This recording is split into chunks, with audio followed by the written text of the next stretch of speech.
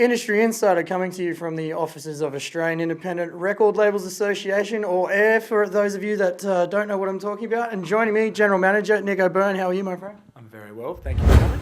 Thank you for having us. And you look, we all look a lot better than we did last week at the end of Big Sound. Yeah, I've had a weekend of sleep. I lost my voice a little bit, but I'm feeling better. I'm still feeling the frog in the back of the throat. You just don't realise it because when you're at showcases, you're pretty much yelling at everybody to get over the. Yeah. Well, maybe that's a reason to shut up and watch the gig. Yeah, absolutely. Yeah, good call. Yeah, I think people will listen to that. Now, Nick, thanks for joining us. We really wanted to sit down and have a chat to you about your position as General Manager at AIR and how AIR operates. But for those that don't know, you also operate the Jagermeister Independent Music Awards. That's right. And the Jagermeister Independent Charts as well. That's right. So before we definitely want to get into that, but before we start that, can you give us a little bit of background information on yourself, how you got into the biz, and how you ended up as General Manager here at AIR? Okay. At uni I studied music. I studied classical music and played percussion, drums, and some keyboards.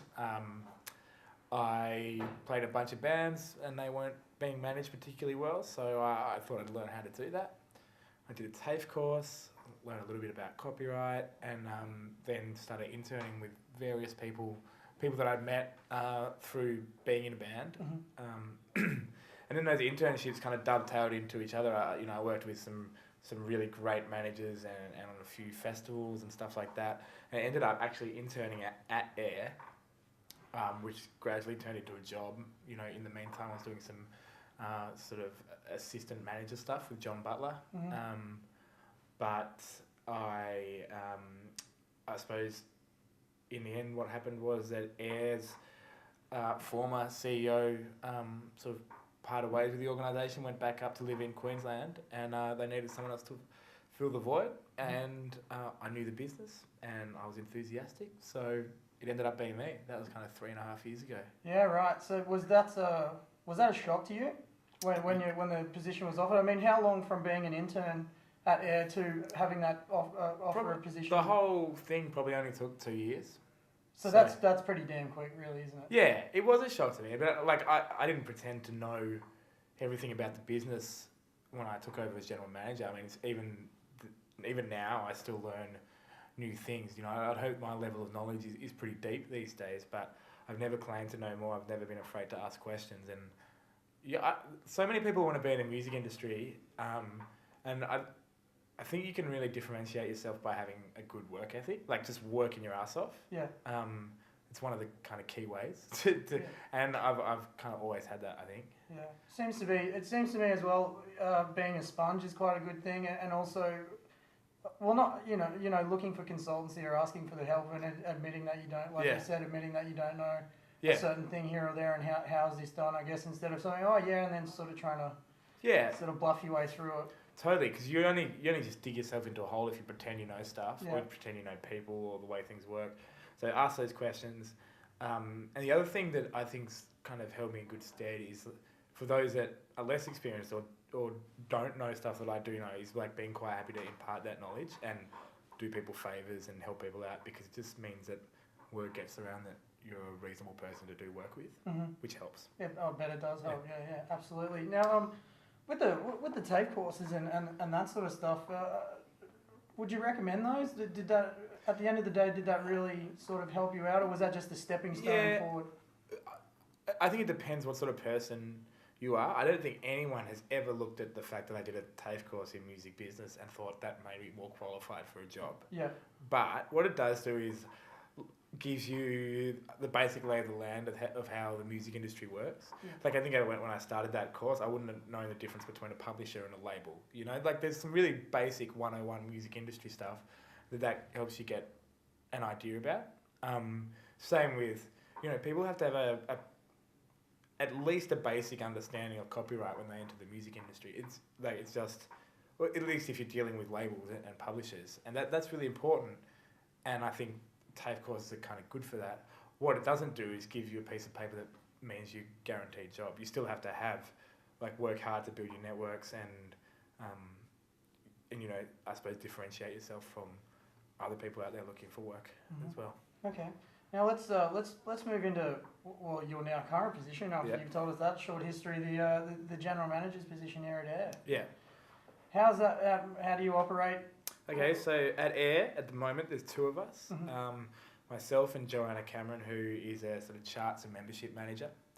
Air has these two what we call public properties, like things that we use to go out to the public, and one of them is our Jagermeister Independent Charts, and one of them's the Jagermeister Independent Music Awards. We also have a website, which is air.org.au.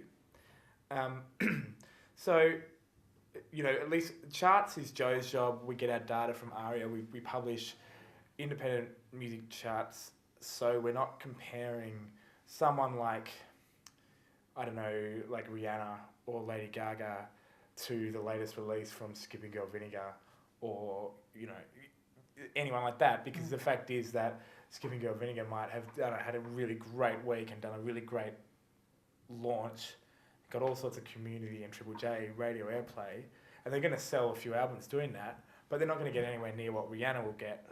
And so the fact is that we still need like some sort of platform to acknowledge that an artist like Skipping Girl or anyone can, is actually achieving something great. Absolutely. So that's the idea behind the charts. We publish them once a week. They're on the website and broadcast and street press and all that sort of stuff. How did the development of the charts come to be? Like, where's the brain? It's kind of before my time at Air. I mean, we've been doing them for almost 12 years now. So that would have been, maybe 8 years before I even started at the organisation. So I can't actually answer that, but I can say that in terms of, a measuring stick for indie artists in Australia, it's used. I mean, like I see it on press releases, I see it on bios for bands. Whenever they have a release that actually does well on the charts, they use it because it's something, they use it as their pitch when they're going overseas and speaking to labels. They can say this was like the most played independent track on Australian radio, or this was the highest selling, this was top 5 in the Australian indie charts for 3 months or something. That's like something to boast about. Yeah, absolutely. And let's talk a little bit more about the Air Awards, which is every year growing in size and stature. The Jagermeister Independent Music Awards. Same sort of thing. Basically, we wanted to build a platform where indie artists could get lots of publicity. Basically, publicity that they would rarely be able to get through other avenues. We're trying to reach a wide audience and basically show that these artists are achieving things like through releasing great albums, but they're also kind of, ingenious in the way that they put together their strategies based on limited resources, limited finances, all that sort of stuff. Yeah. And generally, we put together a judging list of, 250 industry people who are from all sorts of media, community radio, ABC radio, commercial radio, online press, street press, newspapers, all that. But the idea is that everyone there knows what's going on in independent music. They're all involved. We also get publishers and labels and managers and artists to vote. The idea is that this is actually a very good representation of the independent music community in Australia. It's recognition from peers, it's a real focus on trying to get that judging list right and making sure it's a true representation of who's involved in Australian indie music.